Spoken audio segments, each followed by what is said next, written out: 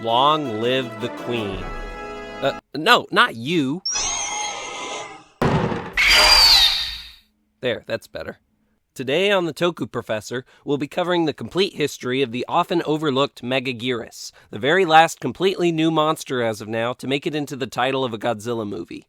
We'll be discussing her behind-the-scenes history, her role in Godzilla vs. Megaguirus, her post-film legacy, and wrapping everything up with Megaguirus merchandise. We've got a lot of ground to cover. Let's soar right in.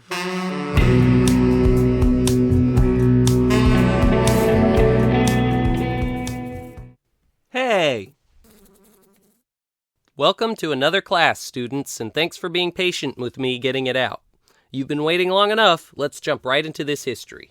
Okay, to start, so you know how I said in the intro that Megaguirus was the last new Godzilla monster to get into a movie title?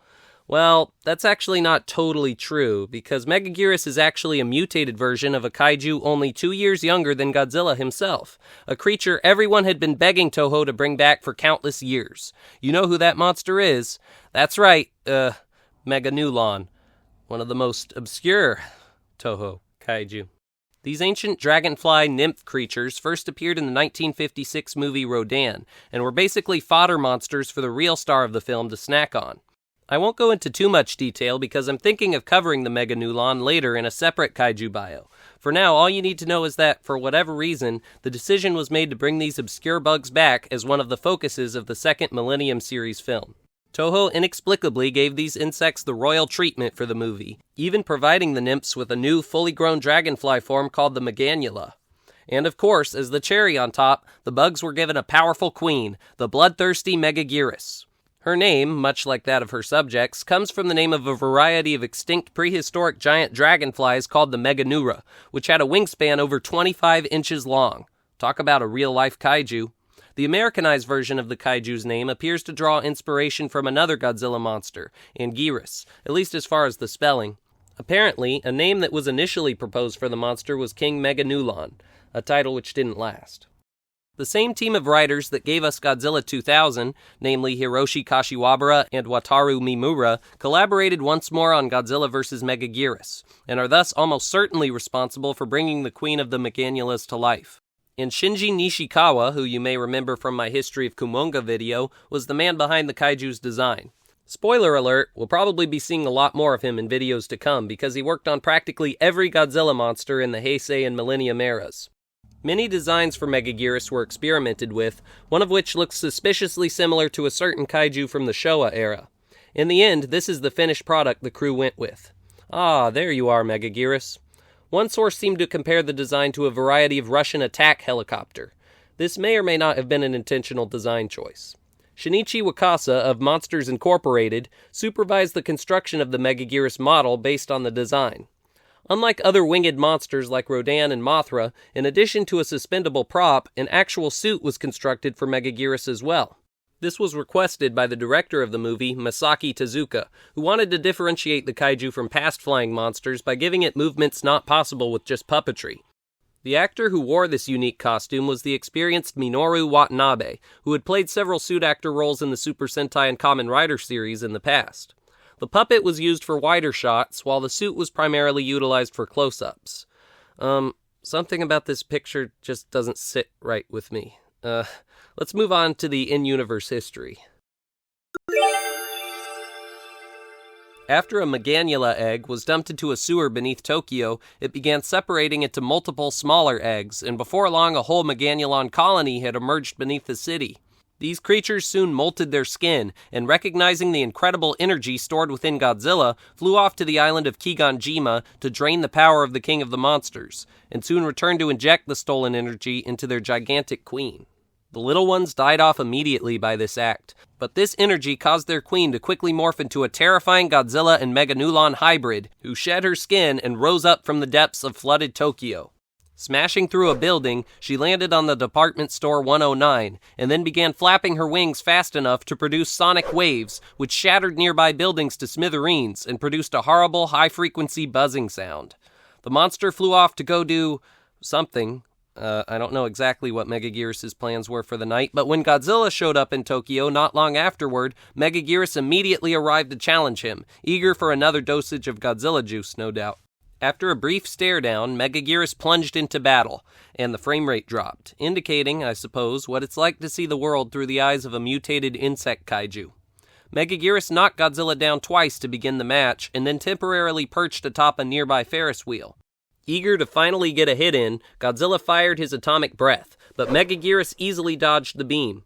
The queen then started flapping her wings exceedingly fast again, which, unbeknownst to the two monsters, greatly impacted their battle, because the resulting shockwaves shorted out the weapon systems of the humans, preventing them from firing the Dimension Tide at the monsters.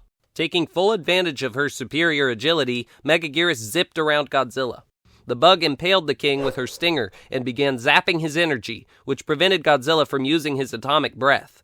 Then, Megaguirus began to bite down with her sharp teeth. She lifted her adversary and chucked him into a building, and grinned menacingly as she knocked part of the structure down on him.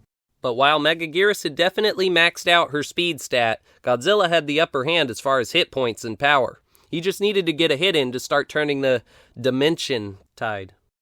The next time Megaguirus charged, Godzilla ducked, and Megaguirus ended up smacking his sharp spines by mistake, which cut off one of the insect's claws. Then, when Megaguirus tried to sneak up on Godzilla, he grabbed her stinger with his tail and threw her onto the ground. Megaguirus retaliated, but Godzilla stuck her in the ground like a plant and then hit her with a body slam. I've never seen anything like this before! The bug kaiju's answer was to fire a giant fireball using Godzilla's drained energy, which knocked the king of the monsters down, and then smack him over and over with her stinger. But on her third pass, Godzilla was able to bite the tip of her stinger off, catching Megaguirus off guard long enough for Godzilla to finally land a hit with his atomic breath. And that one hit was enough. Megaguirus went up in flames. Nevertheless, Godzilla fired one more blast as insult to injury. The movie went on, but since there's no more Megaguirus, that's as far as we need to cover. Godzilla vs. Megaguirus unfortunately did not perform well in theaters, and from this point Toho seems to have been hesitant to get creative with Godzilla's opponents. In the very next film, probably as a direct result of vs. Megaguirus flopping, Toho made the decision to swap out two lesser-known monsters with the more marketable MOTHRA and King Ghidorah. So yeah, Megaguirus had for the most part failed to impress. So you wouldn't expect the monster to resurface anytime soon, right? But she did, albeit just briefly, 4 years later in Godzilla Final Wars. Yeah, it was just in stock footage shown near the beginning of the movie, but still, 2 movie appearances over 4 years is nothing to sneeze at. And she's shown up in other media too, such as comics, like the 18th issue of Godzilla Rulers of Earth, which I happen to have in my Toku archive.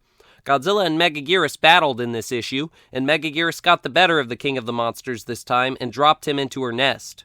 In the following 2 issues, she continued to fight Godzilla, and she also had her DNA absorbed by a trilopod. She was also present in issue 9. Megaguirus attempted to attack Biollante, but was instead attacked by Mothra in Godzilla Cataclysm, and she was shown to have fought Mothra another time long ago in Godzilla Rage Across Time. She took on Godzilla again in Godzilla vs. the Mighty Morphin Power Rangers. The novel Godzilla Monster Apocalypse mentioned that Megaguirus and Rodan attacked refugees that fled Europe. That covers written media. Now how about some video games? Godzilla Save the Earth and Godzilla Unleashed by Pipeworks and Atari both featured the Queen of the Meganulas as a playable monster. She was given reduced non-playable roles in the DS version of Godzilla Unleashed, and especially in the 2014 Godzilla game for the PS3 and PS4. A handful of mobile games have also included the monster, one of which is Godzilla Battle Line. My personal team in that game right now features a Megaguirus. She is a useful unit because she can slow down nearby enemy monsters when she enters the arena. She also made a cameo in the film All About Our House, where she was likely portrayed with this promotional suit, which, according to Wikizilla, has been given the hilarious nickname Legaguirus. Okay, you guys know the drill. We can't wrap this class up until we've discussed Megaguirus toys. Just last year, a movie monster series version of the kaiju was released, one of which just so happens to be a part of my personal collection. It's pretty affordable right now and is a nice, vibrant color. The older line that preceded the movie monster series also featured a Megaguirus figure, one of which was theater exclusive. Unfortunately, Tamashii Nations hasn't gotten around to an SH Monster Arts release of the kaiju yet, but in the meantime, there's still a few varieties of Megaguirus figures of different shapes and sizes out there to scour the internet for, so keep your compound eyes out for them. And before you click away, class, be aware that you will have the chance to vote in the upcoming days for what my next video should be about, completely for free. Just head on over to my community tab and let your voice be heard. And, wait, do you hear that buzzing noise? What? Ah! Bzz, hello, Professor. It's Megaguirus, but it looks a lot like me. Exactly. I've been feeding on your energy. What? But there's no need to fear. Since I am 50% you, I just thought I'd drop in and remind your students to like and subscribe because it really helps out your channel. I didn't mean to bug you. That's not really a very funny pun, you know. It's just who I am, so blame yourself. But you know, now that I think about it, I'm only half Toku Professor. I'm still half a violent Meganulon. Your point? Class adjourned. See you next time, students. Ah!